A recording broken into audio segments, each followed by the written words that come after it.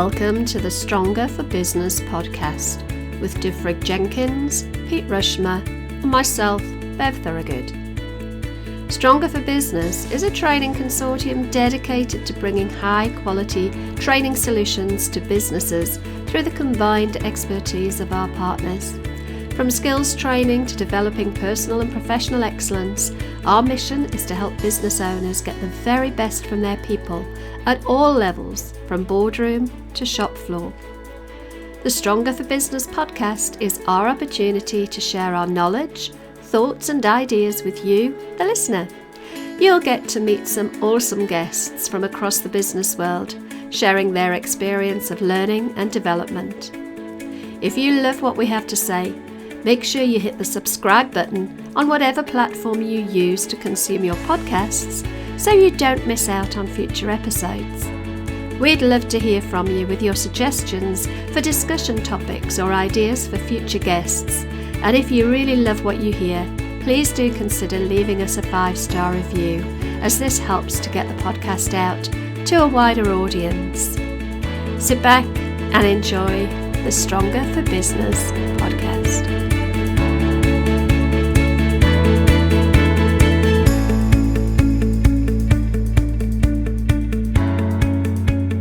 Hello and welcome to the Stronger for Business podcast. I'm your host today, Pete Rushmer, and I'm joined today by Bev and Dove.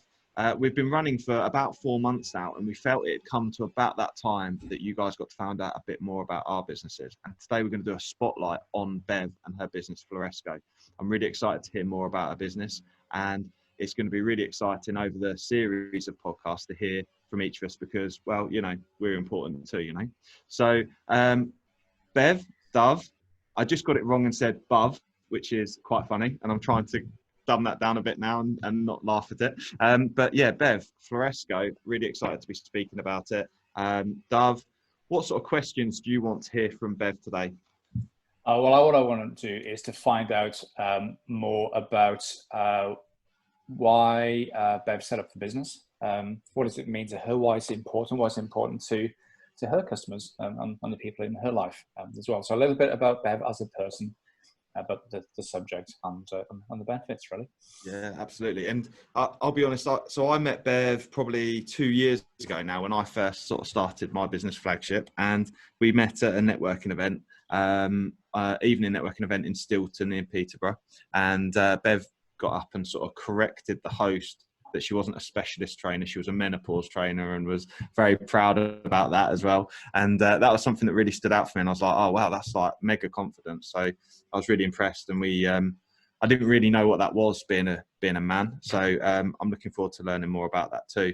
And, you know, Bev, we had a good conversation at the end of that. And actually, I think that we sort of hit it off straight away, really, when we sat down and had a one-to-one. So it's quite interesting that then, like, fast forward sort of 18 months, we start working together on the podcast, which I think is absolutely fantastic. So, Bev, we've talked about you like you're not here. We better bring you into the conversation, I suppose. Tell us a bit about your background and career history. I will do. I kind of just laugh before we get started. You know, we are a collaboration. That's the bit we pride ourselves on, isn't it? And I love the idea that we've collaborated so much that we now can join our names. We're like the labradoodles of business, aren't we? Bev, Dove, Pev. Anyway, hello. Oh, I'm definitely going to make an outtake of my children. Blooper there, Pete. Sorry, I've forgotten. What was the question? So are you able to sort of explain to the listeners a bit about your background and your career history? Yeah, absolutely. So very, very strong public sector background. Spent 32 years working for the MOD. So I started off as a very young, wet behind the ears, 20-year-old working for the army. So there was me, one other girl, and about 60 blokes in an army barracks in the Outer Hebrides.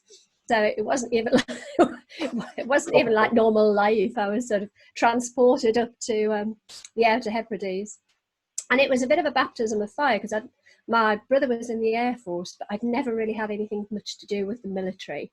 I genuinely thought military personnel didn't have jobs; they just walked and marched around a drill square all day. So I was quite shocked to find out that they actually work. So I worked for the army for 18 months and then got posted down to Wittering near Peterborough and transferred to working for the Air Force. And I literally worked there for the next 30 years. So I did have a little 3-year sojourn in Cyprus, which was fabulous. But yeah, so public sector, what often happens when you work for the civil service is you don't tend to specialise, you tend to move around in different roles. So over that sort of 30-year period, I've worked in logistics, I've worked in estates management, administration, learning and development is the sort of latter one, and also finance. So I had a really sort of broad background of different disciplines. My final 10 years was spent in learning and development. So I was a trainer delivering training around predominantly human factors, which isn't really something I talk that much about, but human factors is a massive sort of roots in aviation. I think I have mentioned it on the podcast before. It's roots in aviation. It sort of brings the psychology of humans together with sort of ergonomics and design and engineering and aviation, and all the rest of it comes up together. So I was delivering training and also advice and guidance. So I was helping people with their professional and personal learning objectives. So pushing people through sort of work-based degrees and helping them to upskill, ready to move out of the military and into the civilian world. So yeah, very varied, very varied public sector career. Awesome stuff. And during that time, you've also done a lot from a personal point of view. So tell us a bit more about your family and outside interests too. But okay, so I'm married to Mark, who was a serviceman, 38 years in the Air Force. Have 2 kids. They're not really kids now. My daughter's 30 and my son's 25, but they're still my kids. So Amy's a nurse. She graduated, or at least she found out yesterday that she will be graduating. Her degree was passed yesterday, so lots of celebrations there. She's got a little girl, so my granddaughter Connie. So yeah, I'm a mum and a nanny. I've got a boy, 25 years old. He's a musician then, who we thought we'd got rid of. He'd moved away to do his degree down to Guildford, and he seemed to somehow kind of yo-yo back home last September. So we're a very close, actually really close family. Yeah. Interesting stuff. Yeah, that's really interesting, because I yo-yoed a few times, to use your term, back to my parents' house. I moved away and they probably went, yes. And then I moved back, and then I moved away, and then I moved back again. It's like, yeah, I bet they decorated your bedroom each time as well. I'm sure he just moves away while his bedroom's redecorated, and then he comes back. My parents did say to me, yeah, we're going to buy you a camper van, because it would be easier than writing down all the addresses in the address book. Do you remember them? Do you remember address books? That's a thing of the past, isn't it? It is. So tell us about your business, Bev. Tell us about Floresco. Okay, so Floresco has had many different iterations really since it was born. I never really intended to be in business. I was always quite happy working, being employed. But I guess when I turned 50, I'm 54 now. When I turned 50, I had a few things kind of going on, if I'm honest, which is where the business, and there's a reason why I'm going to tell you this, because it leads up to why the business is the way it is. But I'd moved into a role that I wasn't particularly well suited to. I think I've talked about this on the podcast in the past. I was a bit of a round peg in a square hole. And I'd had lots of other things happen, as often happens to women as they reach a certain age. With the best will in the world, we do still tend to often take on that role of sort of carer, family maker, homemaker. And although things are getting better in terms of equality, a lot of that pressure does fall to the woman. So I was under quite a lot of stress working a full-time job. My daughter had just had Connie, so she was training to be a nurse. She was doing sort of access courses, so I was doing a lot of childcare. And on top of that, we had my sister-in-law, my husband's youngest sister, was quite severely disabled, and we'd moved her up from Kent so we could look after her better. And she literally lived in the house next door to us and needed quite a lot of care. So between us, we were sort of her primary carers. And it was just, without being too melodramatic about it, it was a little bit of a can I say shitstorm? Is that allowed? It all kind of hit me at once. And on top of that, my menopause had kicked in. So I was struggling with anxiety. I was struggling with increased stress that I wasn't managing very well. Brain fog. I couldn't think straight. I couldn't remember what I was doing a lot of the time. My self-confidence plummeted. And I just felt like I was kind of losing control a little bit. So it must have been early 2018, I made the decision to ask work for a 12-month period of special unpaid leave, which was a policy they were quite happy to support. I'd known people take a 12-month sabbatical to go and travel or to go and do some education. Mine was really about helping me to get over the hurdles, the domestic hurdles that I had. We knew my sister-in-law probably wasn't going to live very much longer, and she didn't live more than 12 months after that. My husband was just coming out of the Air Force. He was transitioning into civilian life, and there was just so much going on. I asked for a period of 12 months special unpaid leave, and to my absolute shock, they rejected it. Okay. So I was kind of left with the same amount of stress, same amount of issues going on, and I kind of felt like I didn't really have much choice then to resign, which was it was a really big decision. It was a hard decision after I'd sort of spent so many years of my life in that environment. And the top and bottom of it was they had two policies that contradicted one another.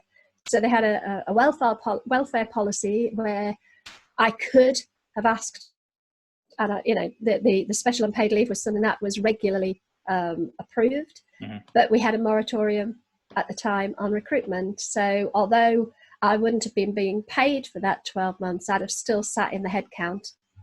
So effectively, I'd still be taking up that space because there was a recruitment ban. They couldn't bring anybody in temporarily to fill that, and they wouldn't promote somebody within my team temporarily to fill that gap. So basically, they had two policies that worked against each other, and obviously the financial policy won. So how Floresco came about actually started before that. I think just for my own personal development and personal satisfaction, I retrained as a nutritionist in round about 2016 as a nutrition coach, and I upskilled. I'd been a fitness instructor all my life. From the 90s, I trained as a fitness instructor. So I upskilled to personal trainer. And a friend and I were going to start a business coaching and training women of our sort of age. So at the time I was 50, and we set up this partnership together. And we couldn't come up with a name. We couldn't find a name. And we tried all sorts, and everything we came up with, we Googled and found somebody else had already got it. And then she said, what about Floresco? And I went, I don't even know what that means. I just said, well, it's Latin, and it kind of means, sort of roughly translates to flourish in later life.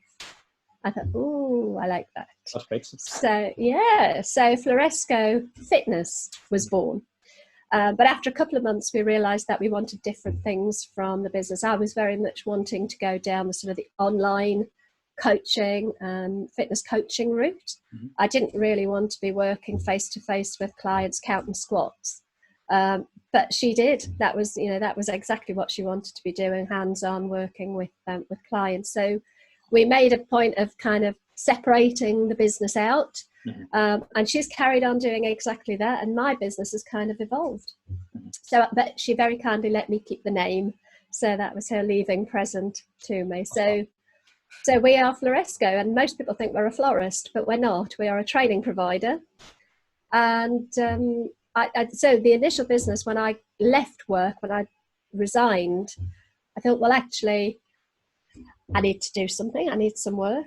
I'd been doing a bit of coaching while I was still working, and I'd built up a small client base of women, predominantly women. There were a couple of men in there, but predominantly women wanting weight management coaching. And so I thought, well, I'll do that. I'll do that full time, or at least, I'll be able to fit it around everything else that's going on. And it was just really interesting because almost without fail, everybody that was coming to me for help were women of my sort of age. And when we stripped back their issues, it boiled down to menopause. Mm-hmm. And I'd started to realise and recognise that my own problems were menopause related as well. So I'm a little bit of a science geek. I like to go and look at all the evidence and the science behind things. I like to ask a lot of questions about what's real and what's not. And I think I kind of got a bit of a reputation as being a bit of a menopause specialist. Mm-hmm. And then it was just really bizarre. By some weird turn of fate, an ex-colleague had been chatting to somebody down at Air Command, which is the Air Force's head office. And they'd been saying, we're trying to find somebody to deliver menopause awareness training to our managers and some of the women here, and we can't find anybody. And my ex-colleague said, oh, you need to speak to Bev. She knows everything about menopause, which I don't, and I still don't, and even the experts don't. But they gave me a call out the blue and asked if I would deliver some menopause awareness training to their management team. And I was like, whoa, this is not what I do. But I said yes, because is it Richard Branson says, say yes and then figure it out afterwards? Yeah. Mm-hmm. So I did, and I actually delivered my very first menopause awareness session on Menopause Awareness Day, World Menopause Day, I beg your pardon, the 18th of October 2018. So about 5-6 months after I'd left work. And there's some irony in the fact that the organisation that I felt I didn't quite get the support I needed from was the very first organisation to get me to come back. And it kind of went on from there. Mm-hmm. It's interesting, isn't it, how, there's so many people I speak to, and I think, would you ever consider doing what you do now? Maybe even 5 years ago. And it's like life changes and these opportunities just open up all the time, don't they?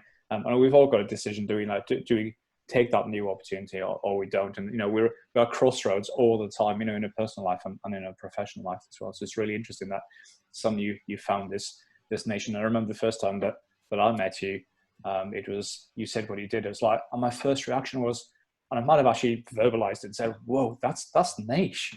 It's very niche. Yeah, it's very, very niche. And I've never met anybody that had spoken about that before, because even then, because I've known you for about 2 years now also, I never heard anybody spoke about it in a professional setting before. It's always something that is quite domestic and it's usually quite a personal thing. But it's really interesting over the years, especially since mental health and well-being is becoming people are more comfortable talking about it, especially with men's mental health over the last few years being more acceptable and being promoted as well. I think now is a really good time, because I think maybe 5 years ago it might be more difficult, but now I think it is the right time, because people are willing and ready, and businesses and organizations are as well. Yeah, it's cool. It's funny that you said I found it. I believe it found me. And I know we were talking before about being woo-woo, and I am a little bit woo-woo, but I genuinely feel like it has found me, and this is what I'm meant to be doing. And I'm not some sort of evangelical feminist on a mission to kind of, wave the menopause flag, although I do think it's 100% of women, God willing, they live long enough, will go through menopause. Half the population. Half the population. We take up a huge amount of space in the labour market now, a huge amount of space in the workforce.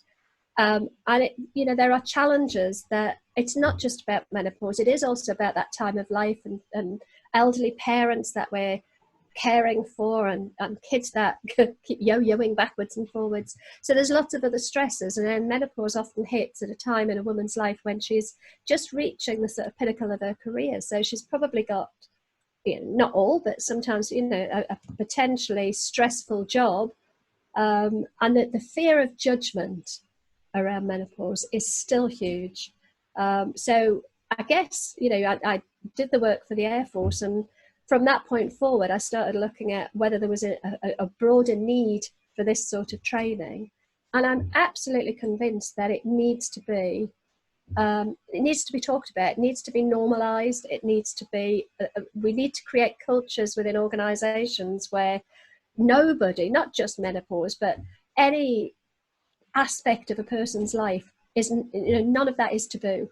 Mm-hmm. It needs to be, we need to be willing to listen and support people as they go through their life with their life changes. Mm-hmm. And menopause is just one of them. So I think that's a good point then. I think I'll hand over to Pete just to kind of talk about other things, absolutely linked to what you were just talking about. Yeah, perfect. So I find your story really inspirational, actually, Bev. And I think it's great that you found that calling. And when we talked about woo-woo, or it found you. Yeah, absolutely. But so what's your overarching goal and dream for your business, for your career? Okay, so the overarching goal is the absolute ideal would be that nobody would need my services in 5 years' time, because nobody would need to be told that we need to make menopause normalised. It would just be like that. But that, I think, is a bit of a sky blue thinking dream.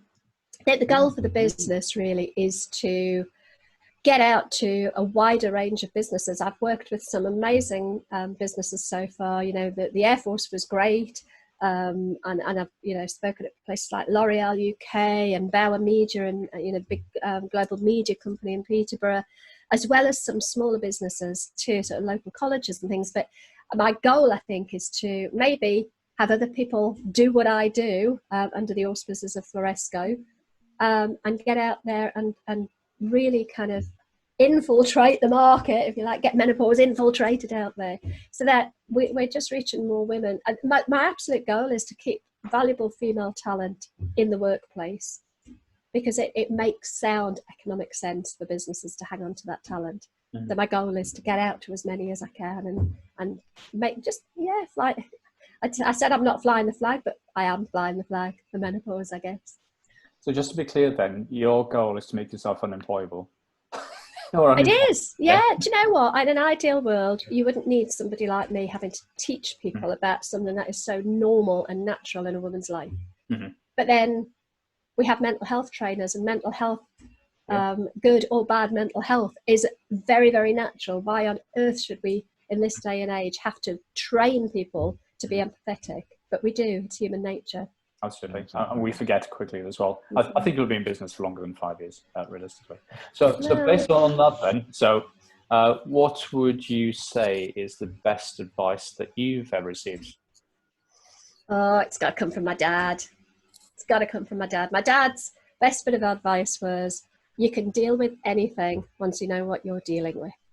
Absolutely topical at the minute with COVID and the pandemic. I think the reason so many of us struggled at the start of this was because we didn't have a clue what we were dealing with.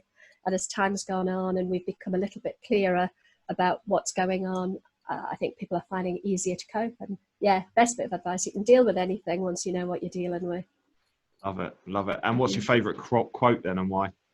Oh, only one. I was told only one. I know. I knew you were going to make it. Again, it's got to come from my dad. My dad used to have this saying, paddle your own canoe, and it comes from a poem, and it's Voyager upon life's sea, to thyself be true, and whate'er your lot may be, paddle your own canoe. And it basically means, forget everybody else, forget what other people are doing, stop comparing yourself, stick in your own lane, paddle your own canoe. So my favourite quote, and the bit that sticks in my head when I'm feeling a little bit imposter syndrome-ish, or a little bit out, a little bit comparisonitis kicking in, is paddle your own canoe, do it your way. That's sound advice, isn't it? He was a good old man, my dad. Sage old boy. Yeah, absolutely. Okay, cool. So, really interesting stuff, and I hope everybody that's listening to this will take at least something away, and hopefully get in touch with you, Bev, because I think you've got a lot of value to add. So how can people get in touch with you? Very easy. Website is florescotraining.co.uk. Floresco is like Tesco with a flow. So FLORESCO, and we're not a florists. So florescotraining.co.uk.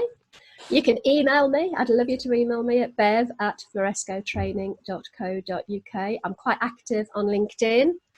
So if you just look Bev Thorogood, there aren't that many of us, to be honest, on LinkedIn, and connect with me on LinkedIn would be great. Obviously, we've got the Stronger for Business page on LinkedIn as well. So come and visit me there as well. I have a dabble with Instagram and Facebook, but I don't really use them, so don't look for me there. it might not be very up to date. So LinkedIn or my website, definitely. Excellent, Bev. Thank you very much. And you do have your own podcast as well, don't you? I do, yes. So I have a podcast called Generation Exceptional, designed to support us as we get that little bit older to be the best we can be. So I have guests around health and well-being, business, the woo-woo stuff. It's not all woo-woo, but it's a lot about mindset. I'm an NLP practitioner, so I'm very big on the mindset stuff. So yeah, I'd love you to come along and have a listen to that. It's quite strange being interviewed instead of being the interviewer. Yeah. Who's your ideal audience for the podcast? I guess Generation X's. Anybody sort of in that Generation X, very late baby boomers. I'm about a year or two ahead of the baby boomers, but yeah, basically people over 40, I guess. I guess I probably appeal more to women than men, but I have had some really good feedback from men who've listened to it as well. So.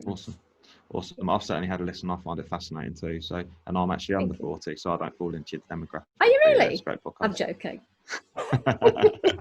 Anyway, and then after that, and just finally, one thing I want you to just crystallise: Floresco, who's it for? Who are your ideal clients? Who do you want to talk to? Really good question. So there are a lot of menopause trainers out there who train predominantly on the health and well-being side. They go in and they talk to women about how they can manage their menopause, and that's great. And I do a bit of that as well. But my ideal clients really are businesses who are forward-thinking, who want to make sure that their HR teams are fully aware of the implication of menopause in the workplace, so they understand their legal responsibilities, the impact on the bottom line, and who want to make sure that their managers are well equipped to be empathetic and understanding when they have employees. And I say employees because we tend to think of it as women, but it does affect trans people. And actually, I've done a podcast about a man who had prostate cancer who had very similar symptoms to menopause. So it's about helping managers to have difficult conversations, or rather to have supportive conversations and not difficult ones. So it's about helping them to put reasonable adjustments in place, bit of policy consultation, that sort of thing. So very much on a business focus. Does that answer the question? I'm not sure. Yeah, absolutely. And you know, all of those are core and key skills for any leadership team anyway, aren't absolutely. They? You know, I obviously mean, I you do use it with the steer to menopause. Yeah, I use the vehicle of menopause, but it's what I deliver in terms of the communication, the empathy, all that sort of thing is relevant to any relationship between a manager and an employee. Yeah, perfect. I hope the listeners have really enjoyed listening about Bev and her business Floresco, and do go check it out. Have a listen to her podcast, catch up with her on LinkedIn, get some menopause training, attend one of her events. It'd be fantastic for her to hear from you. And thank you from me and the rest of the team at S4B. I hope you enjoyed the podcast. Please do share it with your friends, and we'll see you again next week. Thank you very much. Bye, folks. Bye. Thank you for joining us on the Stronger for Business podcast. A final thought before we go. In the words of Henry Ford, anyone who stops learning is old, whether at 20 or 80. Anyone who keeps learning stays young. So stay young and join us next Friday for our next episode of the Stronger for Business podcast.